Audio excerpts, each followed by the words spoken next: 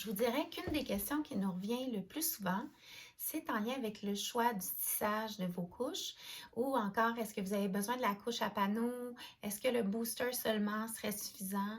Donc, ça, c'est vraiment des interrogations que vous avez, puis c'est totalement légitime parce que ceux qui ont déjà fait affaire avec nous, vous avez sûrement remarqué, on essaie toujours de trouver l'option la plus mince possible, mais qui répond à vos besoins d'absorption.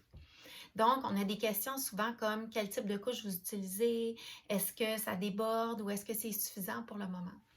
Et puis, dans le fond, ce que je voudrais vous partager aujourd'hui, c'est un petit test qui va vous permettre de vraiment cibler vos besoins d'absorption plus précisément, puis ensuite qui va nous aider à mieux vous conseiller.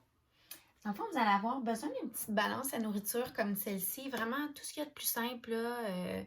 Moi, j'ai une vieille Starfrit que j'utilisais dans la maison avant de l'utiliser pour peser vos lanolines, pour s'assurer qu'il y a la bonne quantité dedans. Donc, assurez-vous que c'est pas très grave, là, on peut faire la conversion, mais moi, je trouve que ça fonctionne mieux quand on peut avoir l'unité de mesure en onces.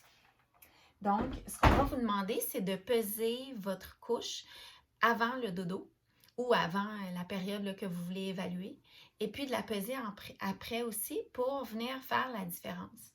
Dans le fond, ça pourrait être une couche plate comme ça, ou ça pourrait être une couche à poche ou n'importe quelle sorte de couche que vous utilisez à la maison. Ça peut aussi être des couches jetables.